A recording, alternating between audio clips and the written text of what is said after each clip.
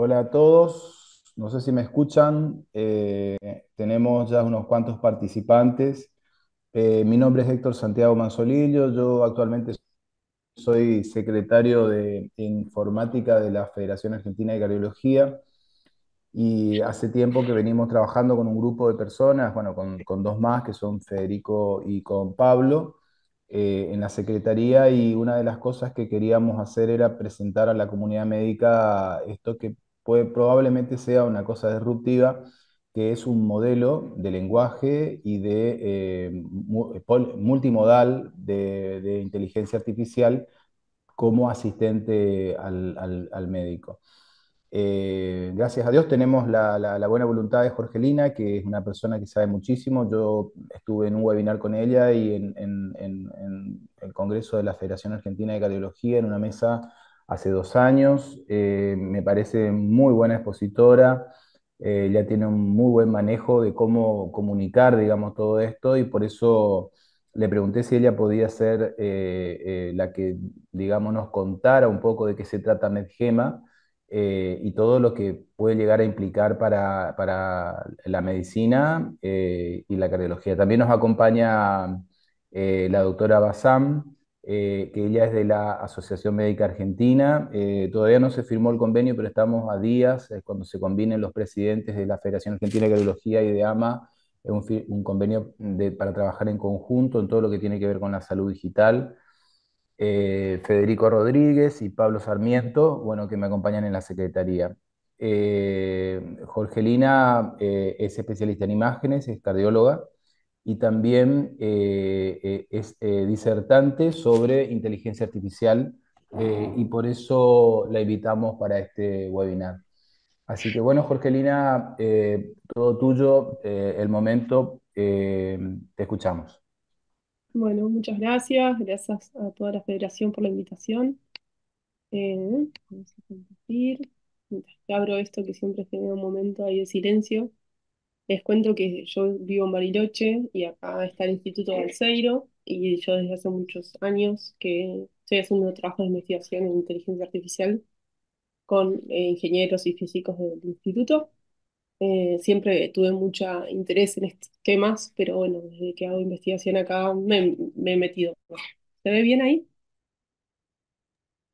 ¿Sí? Sí, sí, se ve bien.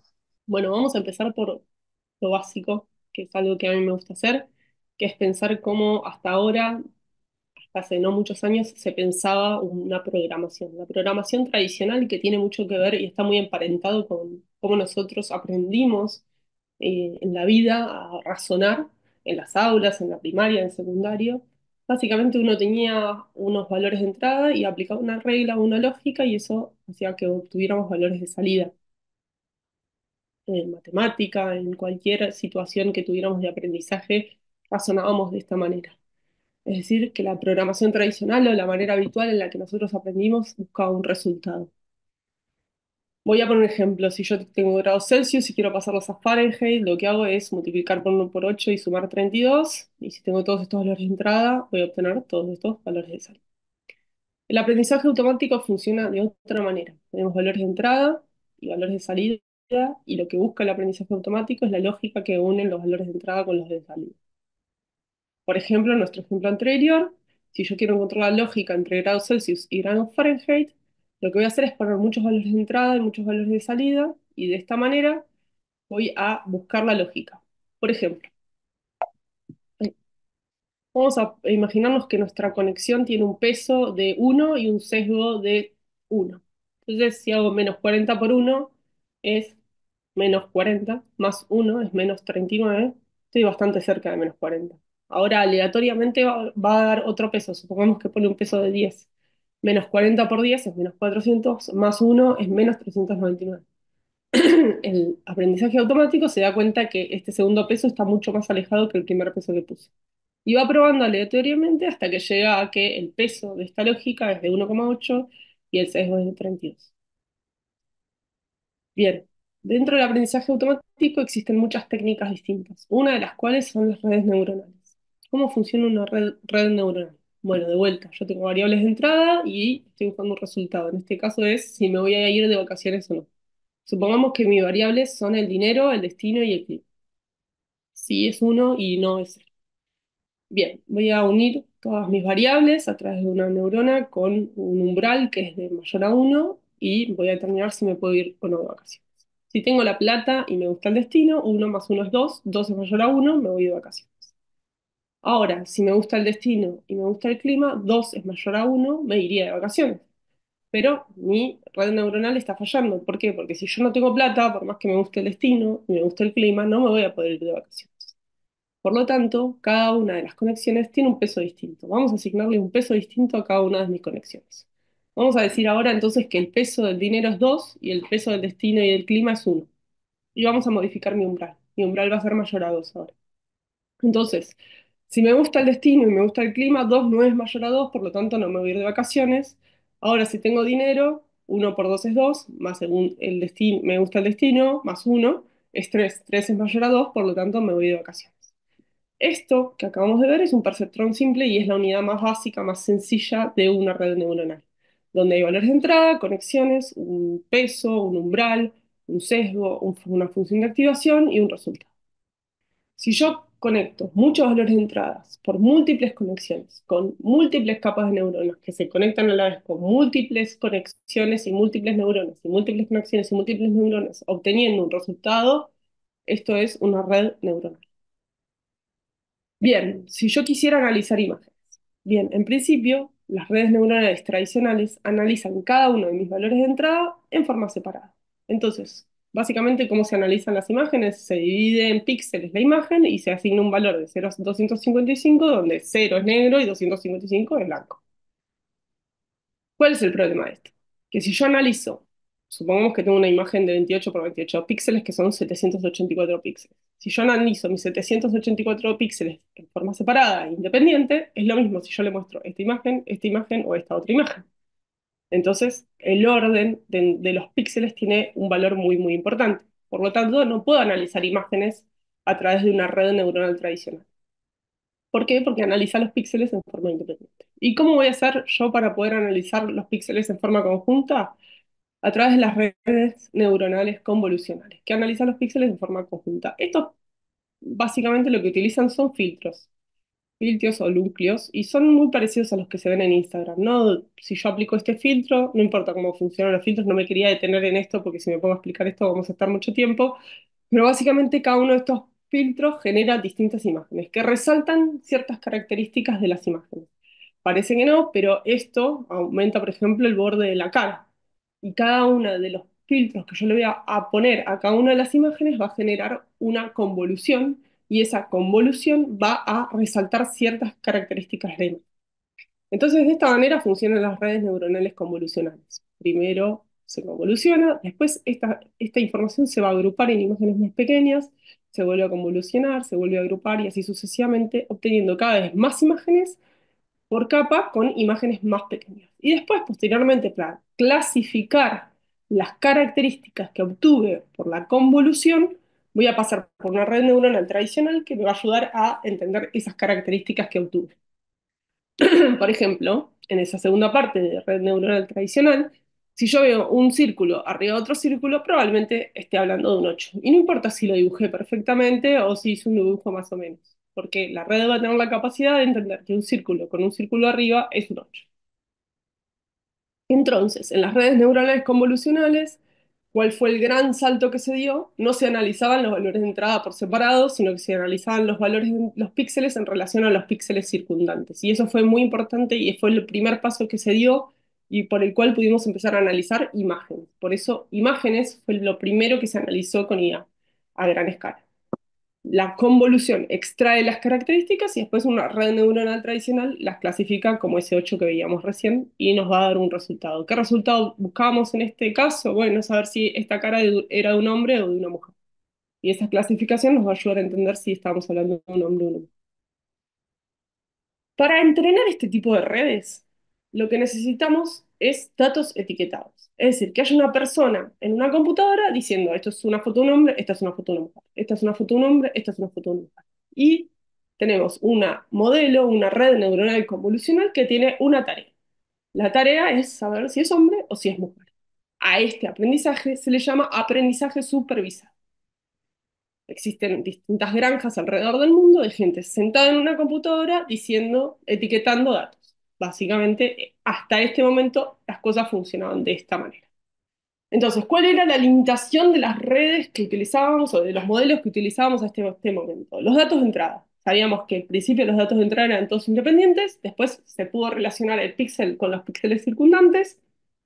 El segundo limitación muy, muy grande era que los datos tenían que estar etiquetados por humanos, por lo tanto necesitábamos muchos humanos para etiquetar los datos y para decir si eso era un hombre, una mujer, un 8, un 9, lo que sea, para validar la herramienta. Y la tercera limitación muy grande es que cada modelo hacía una tarea. O sea, los modelos se programaban para generar un resultado, hombre, mujer, número 8, 9, no para generar múltiples. Y estas limitaciones obviamente, estos desafíos se vieron y se fueron modificando y fue creciendo la IA. ¿Cómo fue creciendo? Bueno, lo primero que se trató de hacer es hacer modelos de lenguaje, ¿no? ¿Cuál fue el gran desafío de los modelos de lenguajes? Bueno, si yo en un modelo de lenguaje pongo cada una de las palabras como un valor de entrada independiente, no tiene sentido, no voy a poder armar ninguna oración, es imposible. Y la otra limitación, es decir, cuando yo pienso en un modelo del lenguaje, necesito que los datos estén interconectados entre sí. Ese fue uno de los grandes desafíos que trató o sea, que se aprendió en los últimos años. Ahora vamos a ir con eso. Y lo otro es que a mí me gustaría un modelo que no pueda analizar solamente fotos, o solamente datos, o solamente sonidos, sino que pueda analizar todo junto. Y a esto se le llama multimodalidad, es decir, que los datos de entrada, las variables de entrada, sean no solamente fotos o píxeles o lenguaje o sonido o olores o lo que sea. El segundo gran desafío fue el aprendizaje autosupervisado. Pensar cómo podíamos hacer para enseñarle a las redes sin que un humano tuviera que etiquetar algo detrás en una computadora. Y lo tercero es que no responda a una tarea, sino que responda a muchas tareas. Estos eran los grandes desafíos de la IA. Entonces, en 2017 aparece este paper que transforma completamente el mundo y que son los Transformers y que dicen Attention is all you need. ¿Qué significa esto? Bueno, esta es la base de los lenguajes, del estudio de los lenguajes grandes, ¿no? LLM. Básicamente, a partir de esto se pudo generar el estudio de grandes lenguajes. Entonces, ¿cómo funcionan los transformers? Bueno, los transformers dicen, para yo adivinar qué palabra viene en esta frase, voy a guardar el queso en el refrigerador, sería, necesito asignarle a cada una de estas palabras, estos valores de entrada, distinto peso sería. ¿Por qué? Porque tienen distinta relación con la palabra que yo quiero predecir. Entonces, en esta frase, guardar y queso tienen gran valor, ¿no? Y determinan la palabra que viene después. También él, porque si dijera la, podría ser la heladera, ¿no? Pero el refrigerador es bastante, digamos, un 13% que marca cuál va a ser esa palabra. De esta manera, el Transformer lo que hizo fue decir, bueno, el valor de entrada no tiene que estar relacionado solo con la palabra al lado, sino que tiene que estar relacionado con toda la oración. Entonces, esto es lo primero que hicieron los Transformers, decir, la palabra no va a estar relacionada, el valor de entrada, no solo con lo de al lado ni de forma independiente, sino en relación a todo el contexto que tenga alrededor, de distinta manera. Y después surge esto, que es fundamental, que es que ahora los valores de entrada van a ser valorados como vectores. Es decir, que cada uno de los valores de entrada que tengamos va a tener relación con todo el resto de la información. No importa si es una imagen, si es una palabra, si está en español, si está en inglés. Por ejemplo, estos vectores tienen 300 dimensiones, ¿no? Por ejemplo, la palabra Apple está cerca de una imagen de una manzana, que a la vez está cerca de la palabra banana, que podría ser español o podría ser inglés, que a la vez está cerca de una imagen de una banana. ¿Por qué están juntas? Y bueno, porque son frutas, pero están muy lejos de gato y de todos estos animales, ¿no? Cat, dog, wolf, chicken. Y también está lejos de la imagen del gato. Pero también la manzana está cerca del logo de Apple. Y a su vez el logo de Apple está cerca del logo de Google. Bueno, ¿cómo es toda esta información? ¿Cómo se interrelacionan? Porque son vectores. O sea, cada uno de esos vectores tiene 300 dimensiones. Es decir, cada una de las informaciones es determinada con un vector. No hay una búsqueda sintáctica, sino semántica. Bien, hasta acá, cómo se modificaron los valores de entrada en los modelos, tanto relacionándose entre sí con los transformers como entendiendo cada valor de entrada como un vector. ¿Cómo se modificó ahora el aprendizaje automático, el aprendizaje autosupervisado? Habíamos dicho que antes los datos estaban etiquetados, que un humano etiquetaba los datos. Bien, ahora aparece Internet. Y en Internet hay un millón de datos. Entonces lo que empezaron a decir es, ¿por qué no usamos los datos de Internet? Los enmascaramos y después el resultado correcto está en Internet. No necesito una persona que diga si está bien o está mal. Simplemente con que el modelo tome toda la información que está en Internet y aprenda a enmascarar una parte de esa información y a predecirla, ya voy a estar entrenando con la información de Internet mis modelos. Entonces, por ejemplo, en esta frase sería enmascarar que el perro es el mejor amigo del hombre y este modelo va a aprender a predecir esas palabras y va a correlacionar con la información que hay en Internet, y lo mismo podría pasar con este de un perrito. Esto entonces se llama aprendizaje autosupervisado.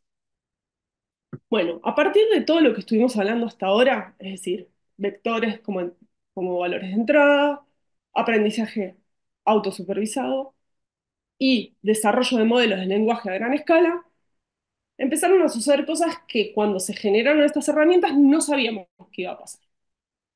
A eso se le llama propiedades emergentes. Un ejemplo de esto es, por ejemplo, si uno le pregunta al ChatGPT cuánto es 2 más 2, ChatGPT te dice 4.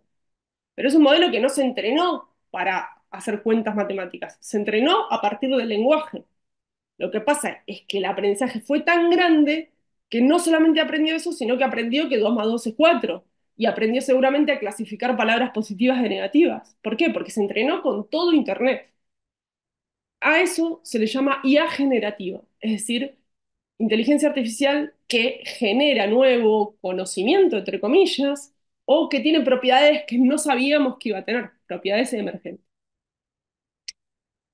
Y eso genera datos sintéticos. Y volvemos de vuelta a lo que es el aprendizaje de los modelos, ¿no? Al principio decíamos, los modelos solo aprenden con datos etiquetados, después entendimos que los modelos pueden aprender con datos autosupervisándose, sacados de Internet, y ahora sabemos que no solamente pasa eso, sino que además IA puede generar datos sintéticos y que mis modelos de inteligencia artificial se pueden entrenar con esos datos sintéticos.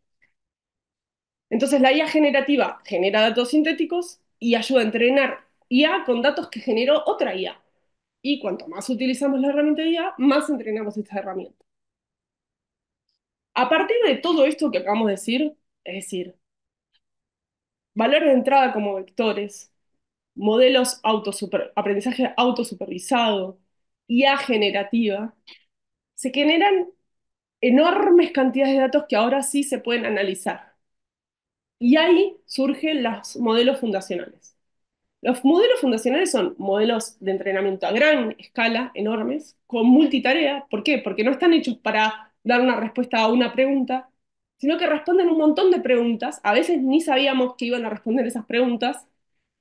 Son versátiles y básicamente son la base para que después otros modelos puedan refinarse y responder una tarea más específica en forma más rápida. Pero son como la base. Hoy en día existen modelos fundacionales de un montón de cosas. Y esto que veíamos antes, responden, se pueden utilizar con, no todos los modelos fundacionales, pero Gemini o Gemma o Medgema responde a multimodalidad. ¿Qué significa? Que la IA se nutre de distintos valores de entrada, de múltiples fuentes de datos de distinta naturaleza, imágenes, audios, videos, textos, sensores, todos al mismo tiempo que permiten que la representación de la realidad sea más parecida a la verdad. O sea que se alimentan no solamente de texto, sino de un montón de cosas. A estos modelos fundacionales, si uno los refina, es decir, utiliza un montón de datos para entrenar, un montón de cómputo, tiene el modelo de base que es el modelo fundacional. Y si a esto lo reafina para una tarea específica, ahí ya tenemos un modelo optimizado, ¿sí? Entonces, ¿qué es Medchema? Bueno, Medchema responde un poco a todo esto que estuvimos hablando hasta ahora. Responde a la multimodalidad, a textos, a placas, a imágenes médicas, etcétera. Es un modelo fundacional optimizado y funciona más o menos de la siguiente manera. MedGemma es open source, MedGemini no es open source, es digamos, todo esto, ahora me meto un poco más en la historia, es decir, primero salieron ChatGPT, primero GPT-1, GPT-2, que no funcionaron para nada. Esas herramientas son de OpenAI. Google en ese momento no hacía nada, hacía agua, agua, agua. No, todo el mundo estaba esperando que Google saque una solución, no sacaba ninguna solución, no sacaba ninguna solución. Y el año pasado fue el gran año de Google porque ya sacó Gemini, que es este tipo de herramientas que obviamente MedGemma es más hacia la medicina y MedGemma en particular es open source. Es decir, que es un modelo que si yo quisiera bajármelo y tuviera la capacidad de modificarlo, se lo puedo modificar. Bueno, acá puse un video de cómo funciona. Básicamente es un simulador. Yo elijo una persona, un hombre, una mujer de 63 años, diabética, que va a decir que tiene migraña. Entonces le empieza a hacer preguntas y ella le dice, sí, tengo un dolor de cabeza tremendo, y hace cuánto tiempo lo tenés y cuánto tiempo dura. Y se exacerba con los movimientos, tenés fotofobia, no tenés fotofobia, y entonces va respondiendo preguntas que se le va haciendo y entonces qué medicación tomás y entonces va viendo qué cosas negativas tiene, qué cosas positivas encontraste en el interrogatorio y te va haciendo un resumen de toda la historia clínica y te va ayudando a tomar decisiones en medicina. Bien, entonces obviamente es todo muy lindo y yo sé que hay un panel muy interesante de gente para discutir acerca de este tipo de herramientas que van a modificar la manera en la que tenemos de hacer medicina. Yo siempre digo, el cambio no es una opción, no es si hay un cambio o no hay un cambio. El cambio ya está, la pregunta es qué hacemos todos nosotros con el cambio que ya está presente en nuestras vidas y que cada vez va a modificar más la manera en la que tenemos de trabajar. Y entonces se me ocurrió generar algunas preguntas, algunas controversias para ayudar a generar la discusión, aprovechando el panel de gente tan experta que nos acompañó. Entonces, una de las preguntas es si este tipo de herramientas, como NetGema, va a democratizar el acceso. Y la primera pregunta que hago es cómo se entrenó esa herramienta de IA. Si yo, por ejemplo, entreno una herramienta solamente con población europea y de Estados Unidos, es probable que muchas de las preguntas que yo tengo para hacer en Latinoamérica no me la pueda responder correctamente. Entonces, también me pregunto con qué nivel socioeconómico se entrenó los pacientes, los datos, o sea, de qué nivel socioeconómico tenían los pacientes con los que se entrenó Mechema. Entonces, también es una pregunta si existen sesgos de los sistemas de salud ricos. Hay estudios que demostraron que si uno le pone la misma sintomatología en relación a una persona con mayor recurso o menor recurso, los lenguajes, los modelos de lenguaje grandes dan distintas respuestas simplemente por el lugar socioeconómico en el que se encuentra la persona. Lo mismo pasa con las razas o con las mujeres y los hombres. Es decir, que hay sesgos de inclusión. Existen evidencias de que los diagnósticos en los sistemas modelos grandes de lenguaje ofrecen menores resultados en ciertos grupos minoritarios porque están infrarrepresentados en los datos de la dataset. La segunda gran pregunta, o sea, la primera pregunta para mí es el sesgo de inclusión, cómo se va a modificar, cómo vamos a utilizar estas herramientas con ese cuidado. La segunda pregunta es qué responsabilidad ética y legal que tenemos si tomamos una decisión basada en IA o si al contrario decidimos tomar una decisión que la IA no respaldó, qué es lo que va a pasar. Todas estas preguntas no tienen respuesta, pero me parece que son interesantes para el debate. Eh, Después, otra parte muy importante es nosotros no podemos auditar completamente la IA, porque hay una realidad que es que dentro de estos algoritmos que yo planteaba de Deep Learning, hay espacios donde es la caja negra, ¿no? Hay una parte de la IA que no podemos ver. Entonces, si no podemos auditar cuán ético es decir una persona que firme un consentimiento informado en relación a una herramienta de IA, Y bueno, esta sensación de que quizás no es que la IA nos viene a dar más tiempo, sino que cada vez vamos a tener que tener más pacientes en menos tiempo con más herramientas, ¿no? Como los médicos cada vez más explotados siempre. Y bueno, básicamente las limitaciones que creo es, bueno, hoy en día no está disponible en Argentina, que los sesgos en los datos de entrenamiento, las limitaciones regulatorias y éticas, las limitaciones de auditoría. Y esto es muy importante, que es algo de lo que se habla mucho también, que es la generación de información errónea. Sabemos que las herramientas de IA nunca van a decir no sé. Si no saben algo, básicamente inventan más o menos una respuesta que les parece bastante certera o cercana a la realidad, pero nunca dicen no sé. Y eso es un problema en medicina, no poder decir no sé.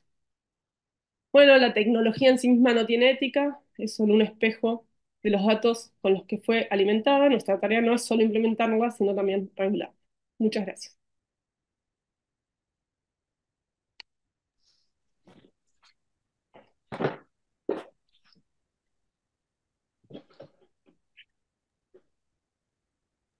Justo quise activar y desactivé el video. Bueno, tenemos un excelente panel y tenemos tiempo, gracias a Dios. Siempre nuestro problema es el tiempo. Le pedí, fíjate vos lo exacta que es, Jorgelina, que realmente en media hora hizo todo lo que, la base suficiente como para que podamos discutir y empezar. Federico, ¿vos querés decir algo? Perfecto, sí, sí. Bueno, en primer lugar, excelente la presentación, algo que siempre se dice, pero la verdad que amerita el caso y muy buena. Me pareció muy bueno, en primer lugar, el enfoque para poder partir de lo básico. Fue muy buena la propuesta de ir desde lo básico para llegar a explicar qué es lo que realmente hace Mergema, que es algo que yo vengo notando en charlas tras charlas y en lugares donde se discuten estos temas, por ahí la falta, digamos, de conocimiento, no por culpa de la comunidad médica, sino porque, bueno, es algo que recién está saliendo a la luz en muchas cosas, entonces hay mucho desconocimiento de lo básico y eso lleva a preconceptos que también están un poco, digamos, no erróneos, pero un poco de confusión genera. Y me parece muy importante en primer lugar destacar, y que yo siempre trato de recalcarlo porque es algo muy frecuente de escuchar, que la inteligencia artificial no es solo chat GPT o un chatbot. ¿Por qué? Porque lo primero que surge en cualquier charla, el ejemplo que por ahí se diluye o se empieza a dispersar las charlas de esto, generalmente es discutir chat GPT o agentes similares. Entonces, me parece muy bueno lo que se habló de ver las diferentes aplicaciones y tocar el tema obviamente de las imágenes, primero desde el punto de vista más técnico de cómo se procesa una imagen y eso cómo se aplica a la cardiología en general, que es de las cosas que más aplicadas están hoy por hoy en la inteligencia artificial. Y bueno, por último, que bueno, ya lo podemos ir obviamente democratizando la charla un poco, me gustaría tocar el tema esto de las preguntas finales, que hay varias cosas para discutir. Una de las cosas que por ahí siempre hace ruido y siempre se sacan los temas es con qué tipo de población se entrenó una inteligencia artificial. Y es algo que siempre se critica. Pero bueno, hay algo que por ahí voy a tratar de ser un poco abogado del diablo, como quien dice. Hoy por hoy nosotros a las terapéuticas actuales, las conductas actuales que hoy tomamos, o sea, cuando uno dice este paciente se opera una válvula aórtica, este paciente va a tomar clopidogrel, todo eso es medicina basada en la evidencia, que nosotros hoy tenemos guías de práctica clínica con sus respectivos trials y estudios clínicos randomizados que justifican y avalan eso. Y hoy por hoy no nos preguntamos si el clopidogrel fue estudiado, no sé, en el COVID de China o las poblaciones europeas, nosotros lo usamos acá en Tafí del Valle, ¿no? Por decirte, ¿me entendés? Entonces, eso, si nosotros nos ponemos exquisitos, por ahí hay una tendencia, y es obvio en el proceso madurativo de cualquier aplicación de una nueva tecnología, exigirle más a la nueva tecnología de que las exigencias propias de las terapéuticas actuales. ¿A qué voy con esto? No quiere decir que no les prestemos atención en qué población está entrenada, pero también consideremos o seamos un poco, de alguna manera, un poco más elásticos en ese sentido, de que al menos lo que nosotros usamos actualmente también tiene ese tipo de sesgos, ¿sí? Entonces estamos partiendo de una base que también quizás no es inferior, que estamos en alguna parte hoy por hoy haciendo una medicina que en gran parte está también de alguna manera justificada por terapéuticas que también no son por ahí tan aplicables o que no surgen exactamente de nuestro medio los datos. lo tiro así en la mesa, no sé qué opina el resto, pero me parece algo que también sería importante destacarlo. No sé, Sí, Jorgelina, si estás en esa línea yo, más o yo menos. quería hacer una cosita cortita. El tema con los sesgos es algo que justamente es el criterio médico donde más el médico tiene que actuar. O sea, este tipo de herramientas son asistentes, no van a servir para que el paciente pueda consultar. Sobre todo Medgema está preparado y está de alguna manera seteado de tal manera que sea bastante difícil para que el paciente acceda al modelo. Digamos, es un modelo que no está listo para usar y entonces va a ser más difícil que el paciente acceda a él. Y sí, el médico lo más probable es que acceda a este asistente. Y entonces el médico va a tener que estar atento a este tipo de sesgos y si ve que, por ejemplo, encuentra alguno, estar preparado para poder activar algún tipo de alerta. Yo creo que la actitud del médico va a ser siempre usar el criterio. No va a poder reemplazar, por lo menos en el horizonte cercano no vemos un reemplazo y sí yo creo que es de apoyo. Así que en cuanto al sesgo me parece que ese es un poco el sentido. Justo Yo Osvaldo ahí está presente. me sumo un poquito a también la discusión. Primero, la verdad que perfecta la presentación, Jorgelina. Realmente nada que decir, fantástico todo.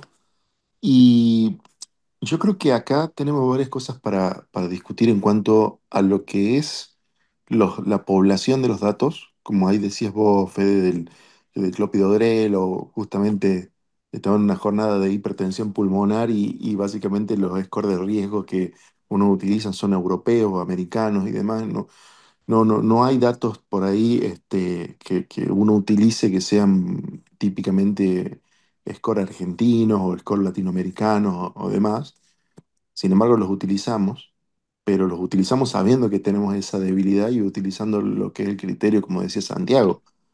El tema de que lo que acá se pondría en discusión, y a mi parecer, es qué utilidad le damos a este tipo de modelos de inteligencia artificial, que son modelos de lenguaje, básicamente, que están calibrados, sobre todo también para la parte terminológica, para el reconocimiento de lo que es terminología, como mostraban incluso ahí en el video de la presentación, como, qué sé yo, decía, me duele o me molesta las luces, transformarlo en fotofobia y demás, y yo le encuentro mucho más uso a tratar, digamos, de pasar estos datos no estructurados a datos estructurados para que nosotros podamos tener un poco más de, digamos, de facilidad en ese tipo de datos. Yo, de hecho, personalmente tuve experiencia con MedGema y al ser open source, como dicen ahí, cualquiera lo puede utilizar y pasar, digamos, notas médicas están hechas en texto libre a poderlas utilizar, a poder, digamos, tipificar cada uno de los términos, te sirve un montón para lo que es estadística, para poder organizar las cosas y después poder llevar un diagnóstico y tomar una decisión uno, porque si no, después acá viene la pregunta, si uno toma una decisión basada en una IA o la IA toma una decisión autónoma, ¿quién se hace cargo de una decisión controversial después? Entonces, yo creo que este modelo, este tipo de modelo, por lo menos por el momento, por lo que tenemos ahora, es muy útil para asistencia de nuestras tareas y que nos permita, digamos, organizar un poco más la información y los datos y la fuente de datos que tenemos para que podamos tomar una decisión final y hasta que no tengamos un poco no podamos vencer esta caja negra, digamos, de saber qué datos se usan y cómo se validaron, y yo creo que tendría esa prudencia, ¿no? Ahí quiere hablar la doctora Judy, le damos la palabra a la otra panelista de la...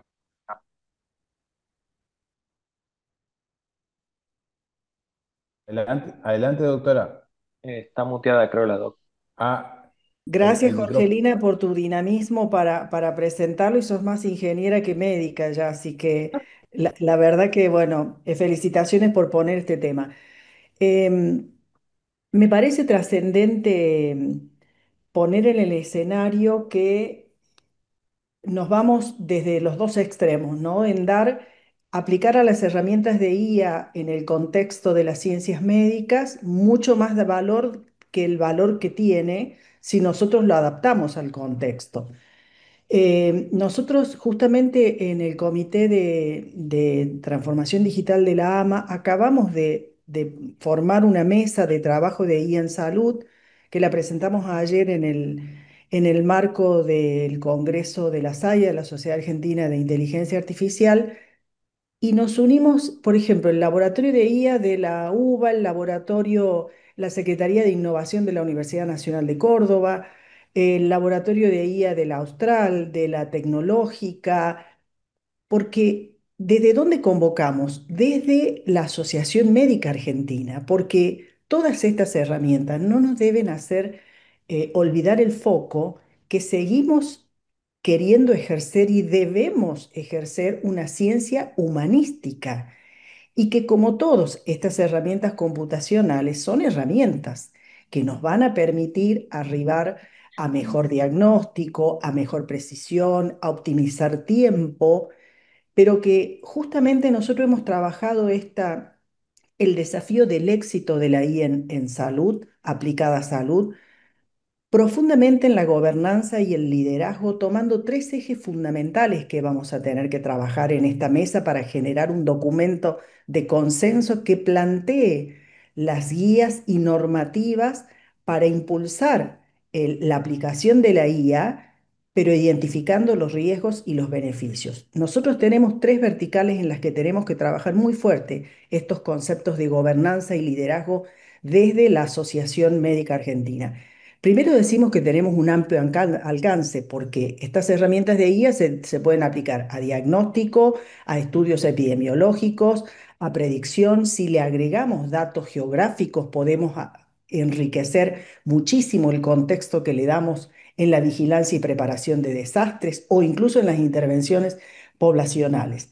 Entonces decimos que también esto que implica que tenemos diversidad de escenarios y de sistemas también nos dice que el entrenamiento probablemente de estos sistemas están acotados a determinados silos que proveen determinado fraccionamiento de datos.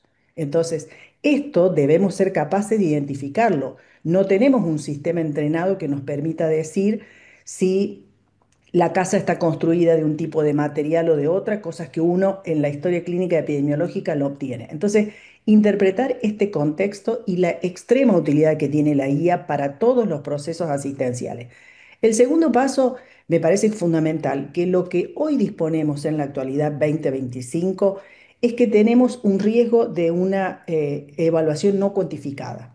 Se evalúan posibilidades de alucinaciones, cómo se van a mitigar los daños. El MIT acaba de sacar un score de riesgos de la IA aplicada y cómo interpretarlos en tres categorías. Es fascinante, pero de nuevo, son riesgos de el proceso, no es riesgo del resultado que genera la IA. Y esto lo tenemos que tener muy en claro. Entonces, vamos a ser capaces de generar eh, modelos de evaluación que nos permitan decir cómo evaluamos este riesgo y cómo lo cuantificamos. Y el tercer eje vertical que me parece trascendente es que necesitamos reconocer insistentemente que esto depende de la interacción humano-ciencias computacionales. Esto me parece trascendente. No estamos entrenando adecuadamente el recurso humano para adoptar estas herramientas, para acompañar estos procesos y para poder después, juntamente con el paso anterior que decíamos, el eje fundamental de definir de qué manera vamos a evaluarlos, determinar si el resultado que generó este modelo de lenguaje es, por lo menos, no daña o, o demuestra un beneficio como estamos acostumbrados cuando regulamos medicamentos, cuando regulamos dispositivos médicos. Entonces me parece que no perder de vista estos tres ejes en los que vamos a trabajar profundamente y esperamos en el primer cuatrimestre del año que viene tener un documento que los invito, por supuesto, libremente, el que quiera sumarse y participar. Me parece que es trascendente acompañar, porque esto no es frenarlo, es acompañarlo, pero nosotros seguimos diciendo, seguimos ejerciendo una ciencia humanística y necesitamos interpretarla y adaptarla a este contexto. Gracias, doctora. Ahí le había levantado la mano Federico. Ah, sí, sí. Era básicamente tocando lo que se habló recién con respecto a lo legal y demás. Bueno, muy claro lo que dijo la doctora Díaz Bazán acerca de acompañar, me parece excelente siempre ese rumbo de alguna manera regular de esta manera cómo se aplicaría.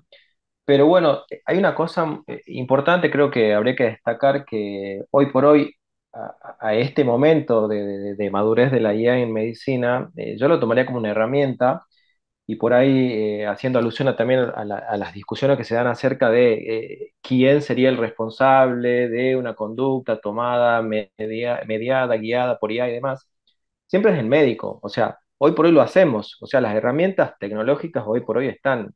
Por decirte, a ver, yo mando a operar a un paciente en estenosis aórtica porque el área valvular me da 0,6.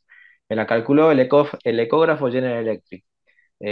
Yo no sé cómo General Electric, más allá, obviamente, que sé la fórmula para llegar por ecuación de continuidad al área valvular, el cálculo de cómo voy el píxel y demás, y de dónde pongo el caliper y demás, somos ciegos en ese sentido, ciegos en el sentido de que damos por sentado que General Electric hizo las investigaciones, o Philips, ponele, hizo las investigaciones necesarias para que el ecógrafo dé exactamente el valor que yo estoy midiendo de manera objetiva. Ahora, ¿a qué voy con esto? Es que creo que va a ser necesario que las grandes empresas generen la confianza, como ya la tenemos hoy en muchos ámbitos de la medicina, con tecnologías y herramientas que hoy usamos, eh, sea necesario que ese tipo de, digamos, de empresas que usen IA generen la confianza en la comunidad médica, ¿sí? Entonces, volviendo al tema básico de lo legal, quién tiene o no la culpa de algo, de un ejercicio de mala praxis, yo creo que siempre obviamente va a ser responsabilidad del médico y siempre este tipo de herramientas no van a dejar de ser herramientas. Eso es lo que voy. Obviamente, si después queremos hablar de la black box y no y demás, de eso nos podemos ir por las ramas en ese sentido, pero volviendo al tema este legal, bueno, sería un intermedio, sería lo más lógico que se pueda acompañar en la implementación de esta, generar la confianza de los proveedores, sea Medgema, sea Philips, sea G y demás, para que podamos tener, digamos, la confiabilidad en los métodos en la herramienta, y hago énfasis en esta palabra, en Santiago Disculpame, Estado. Fede, acá hay una pregunta que está hace ya unos cuantos minutos, yo la quiero leer. Dice Adrián Carlesi. Carlesi, Adrián Eso, Carlesi, de eso, Santa Fe. eso. Excelente, Jorgelina, como siempre. Los sesgos que tiene no los podemos superar tratando de hacer un modelo con nuestros propios datos, ya que se trata de un modelo open source. Yo empiezo a responder y después le doy la palabra a Jorgelina. Bueno, nosotros, por ejemplo, para lo que estamos intentando utilizar, creo que está dentro de los asistentes. El ingeniero Adilla, que es la persona con la que estamos, que tiene otros ingenieros más trabajando con él, para lo que vamos a utilizar Gema es para que naveguen nuestros datos. O sea, el entrenamiento y todo lo que tiene, y con los sesgos que podría tener, digamos, lo vamos a utilizar para navegar en nuestras historias clínicas. Y estamos preparando cuatro grandes tareas que están desarrollando los ingenieros, y le vamos a pedir a Medgema. Una de las cuatro cosas es evaluar la calidad de las historias clínicas. O sea, yo creo que nosotros podemos darnos una impresión de cómo funciona según los resultados que obtenemos. Por ejemplo, yo estoy luchando hace mucho tiempo con el tema de la calidad de las historias clínicas de consultorio de nuestro centro, Yo me imagino que medio que en todos lados de los lugares grandes pasa lo mismo. Hay una diversidad muy grande de gente haciendo historias clínicas de consultorio. Algunos escriben mucho, otros escriben poco, otros escriben nada, y otros escriben mucho, pero no es utilizable la información o copian y pegan, como con tal de que esté llena la historia clínica. Bueno, vamos a utilizar, por ejemplo, Medgema para que navegue en estas cientos de miles de historias clínicas y nos pueda dar, por ejemplo, información sobre qué médico a los que tenemos que decirle, che, mira, estás copiando y pegando demasiado, necesitamos que actúes un poco más, bueno, o entrenar a alguna persona o detectar, por ejemplo, gente que no escribe nada porque escribe muy lento y entonces ver si podemos utilizar algún tipo de historia clínica verbal y que se grabe solo. Entonces, vamos a usar una de las cuatro cosas que tenemos planteados usar es para que naveguen nuestras historias clínicas. Por supuesto que hay más, pero bueno, es un poco para tratar de responder la pregunta que hizo Carlesi y bueno, y le paso la batuta, el micrófono a Jorgelina, que tal vez quizá quiera contestar algo con respecto a esto. Bueno, me parece muy interesante todo lo que están planteando todos. A ver, la inteligencia artificial tiene muchísima más potencia o poder de lo que estamos acostumbrados hoy en día. Cuando nosotros nos llegaba un paper, nosotros aprendimos en la facultad cómo estar seguros de lo que estábamos leyendo tenía un N adecuado, cómo saber qué población representaba, qué porcentaje de pacientes diabéticos había, qué porcentaje de pacientes sintomáticos, cómo habían calculado la curva ROC, qué habían utilizado. Aprendimos estadística, es decir, nuestra manera de mirar un trabajo de clopidogrel era entendiendo cómo se había analizado y si estaba correctamente realizado esa metodología de trabajo, porque nosotros creemos en la metodología científica. Entonces creemos que para hacer algo tenemos que comprobarlo previamente. La IA tiene una complicación, no solamente es muy compleja y muy potente, sino que es difícil de cerciorar que lo que nos está diciendo es correcto. No tenemos muchas herramientas. Regular la IA es una gran problemática para todos nosotros.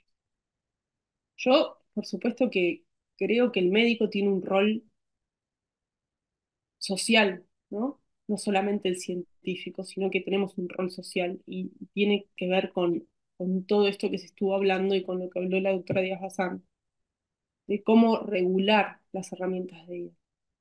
No estoy segura de muchas cosas, pero estoy segura de que no lo podemos ver como un oráculo, porque entonces volveríamos a hacer la medicina de la Grecia antigua. Poníamos, sangraba a la gente, hacíamos sangrías y no sabíamos bien por qué. La IA nos va a decir un montón de cosas. Por ejemplo, hay un trabajo que salió recientemente que le preguntaron a los médicos cuál es el dato en el electrocardiograma que mejor muestra disfunción ventricular izquierda. Entonces los cardiólogos decían el QRS ancho, la presencia de onda Q, secuelas en el infarto, etc.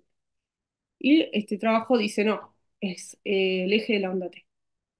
Entonces, probablemente la respuesta de la IA sea correcta, ¿no? Y sea el eje de la onda T. Pero la pregunta que nosotros nos tenemos que hacer, porque somos científicos y creemos en el método científico, es ¿por qué el eje de la onda T es lo que mejor representa la disfunción ventricular izquierda? Es decir, tenemos una tarea importantísima. El mundo cambió, ya está. Nada va a detener el cambio de la IA. La IA llegó, nos va a modificar la manera en la que tenemos que trabajar. ¿Qué es lo que nosotros podemos hacer con ese cambio? ¿Qué es lo que nosotros podemos generar a partir de ese cambio? ¿Cómo podemos regular la IA, cómo podemos utilizarla con responsabilidad? Yo creo que los espacios de discusión como estos son fundamentales para que todos digamos, "Che, yo pienso esto, yo pienso aquello, y entre todos generemos conocimiento nuevo. Eh, Jorgelina, hay una pregunta acá de la gente y esto para mí es muy importante, que es Gustavo. Perdón, solamente para responderlo a open source, Sí. para bajar un programa open source y realmente poder llevarlo a cabo necesitas un GPU bestial, o sea, no es que yo en mi casa con mi Mac en Windows puedo ponerme a bajar un open source y programar a partir de eso. Se requieren un montón, no solamente ingenieros que sepan, sino hardware que te permita correr ese tipo de modelos, ¿no?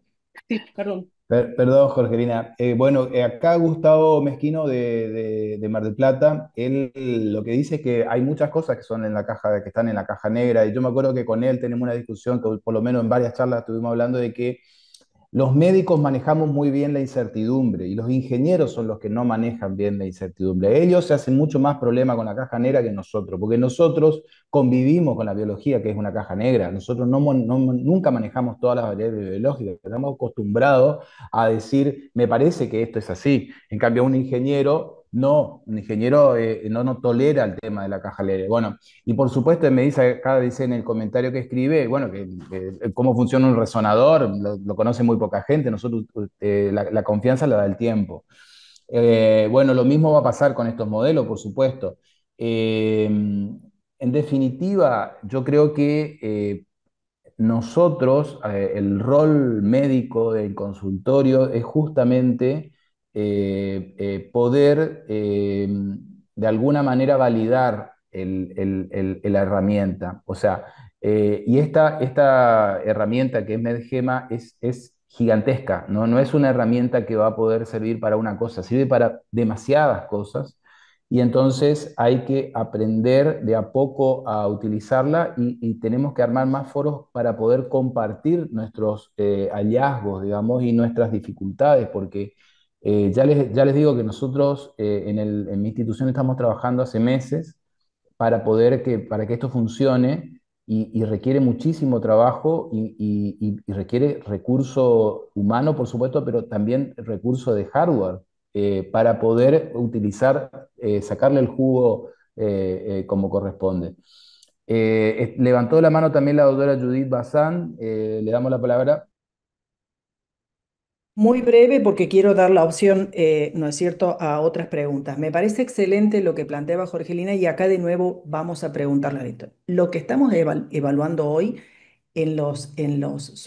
todo lo que se presenta de IA es posibilidad de alucinaciones, de sesgo. No estamos evaluando eficacia o no daño o mejora de la respuesta B versus la respuesta A, que es lo que estamos acostumbrados nosotros. Entonces, un poco tomando el concepto de Jorgelina, no olvidarnos que el ejercicio de las ciencias médicas sigue apostando y nos obliga a revalidar el método científico permanentemente.